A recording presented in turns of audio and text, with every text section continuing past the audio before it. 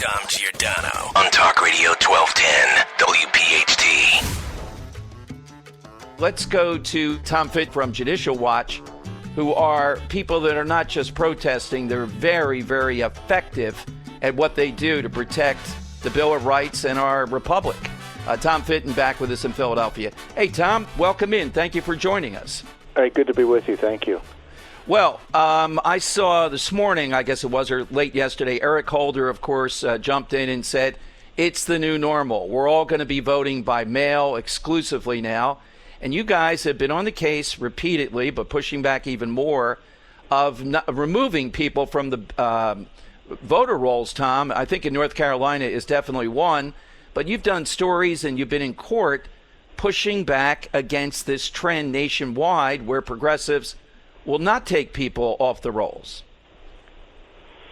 Well, it's for progressives and Republicans, too. So it's a kind of a bipartisan problem in the sense that states across the country, both Republican and Democrat, aren't doing it. The left obviously is adamantly opposed to doing it.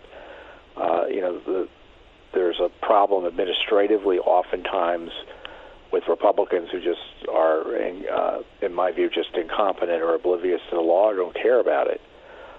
But in the end, we've got too many people on the rolls who shouldn't be there.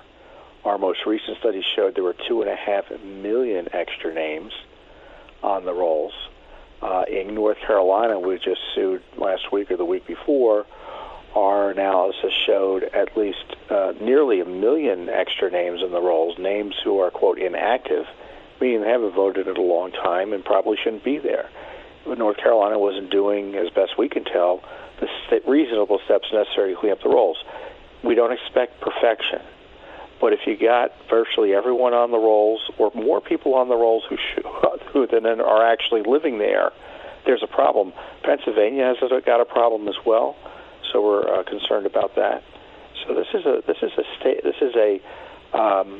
It goes across the country: California, North Carolina, Pennsylvania, and it highlights the vote by mail issue is a serious threat to secure elections in the sense that virtually everyone on the list who we think ought not to be there, under the left's effort to impose national vote by mail, all of them would be getting ballots.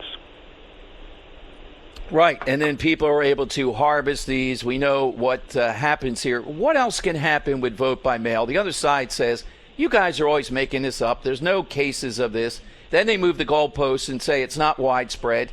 And I usually say, look, I don't have to prove that it's widespread or anything else. The standard is you shouldn't be able to do this. We need a system that is, if not completely foolproof, as close as we can come to it. That ought to be the goal, right?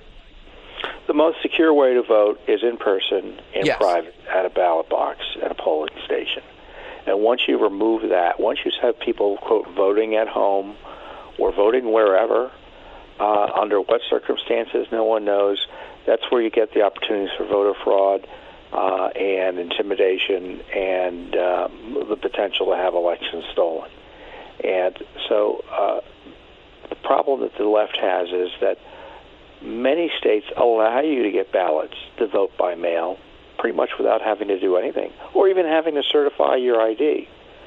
But there are a group of states, about 16, 17, that require IDs, and those rules would be overturned. And because they would have a national vote by mail, those people who wanted to vote in person, practically speaking, wouldn't be able to. Because in Wisconsin, for instance, they wanted to essentially cancel an in-person election the day before. So your ability to vote would be severely hampered. And of course, when you're voting by mail, you can't even be sure the ballot's going to get to where it's going to go. Right, exactly. The U.S. Postal Service, there's a number out there just a few weeks, this past week by another public interest group. They did an analysis, 28 million ballots kind of went missing or unaccounted for in elections over the last decade. Wow.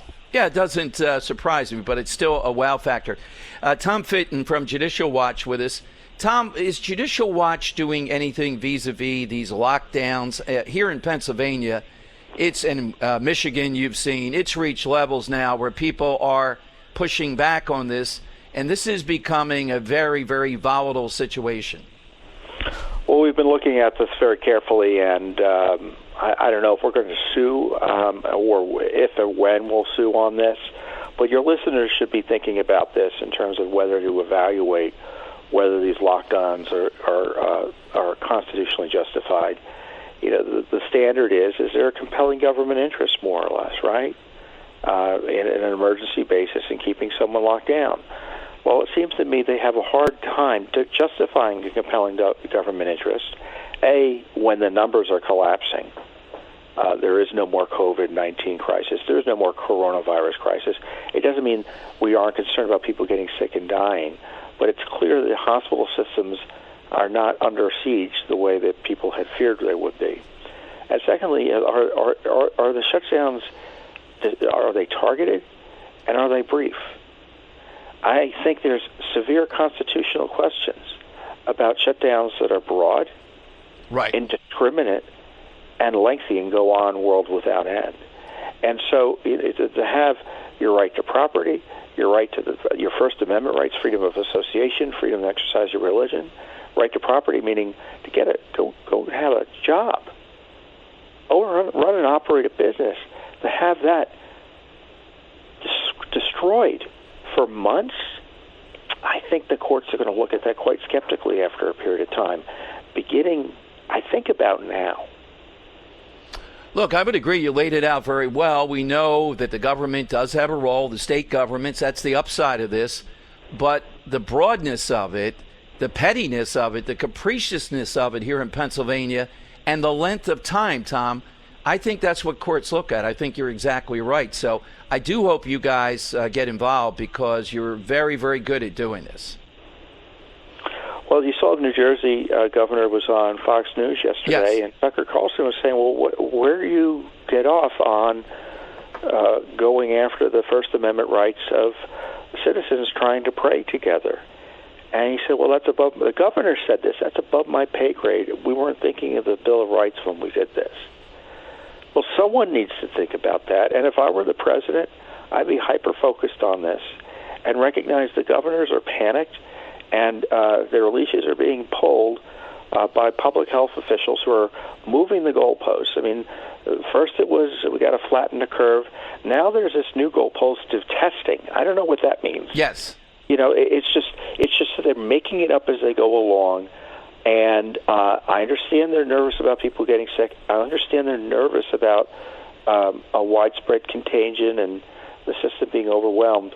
But the answer can't be, in my view, shutting down the system. The first order of business is, okay, we got to keep things up and running so people are able to feed their families and that we have an economy to be able to provide health care. And secondly, we need to make sure that people are safe. But again, first things first is we don't kill the patient in order to cure a disease. And this is what's happening here. Our economy is getting killed. Our healthcare system is getting killed. You know, you don't hear the media modeling the destruction of the healthcare system that's occurring because people are unable to go to their doctors, or the difficulties in the medical treatment resulting from, quote, non-essential services, elective surgeries, elective treatment. People are suffering right now because of this, and I suspect the numbers are going to show people will have died unnecessarily because they've been deprived access to basic medical care as a result of the coronavirus area. One parting question for Tom Fitton. How about an update on the Clinton email situation that you guys have finally broken loose to a degree? What's going on with that? Well, federal court ordered that she testify. She desperately appealed it. And thankfully, even the Justice Department said this appeal isn't worth much. And she ought to have to testify, even though they had actually opposed the lower court's effort, our effort with the lower court to get her to testify. So her desperate appeal is being opposed by both Judicial Watch and the State Department and Justice Department, which is really unusual. And just earlier this week, we filed a subpoena or issued a subpoena against Google for her emails, because it looks like her IT aide had used the Google account to store all of her emails on. And the court was very interested in that and authorized a Google subpoena. So we not only want her testimony, but we've we're doing a sort of basic investigative heavy lifting by issuing a subpoena to Google to figure out, well, where could we find all those emails that went missing? Well put. Tom Fitton of Judicial Watch. Where's the best place for listeners to go? They can follow us all over on social media at Judicial Watch, Facebook, Twitter, judicialwatch.org, and they can follow me on Twitter at Tom Fitton. Thank you, Tom, very much. Thanks for the update today. You're welcome. Tom Giordano, weekdays 9 till noon on Talk Radio 1210 WPHT.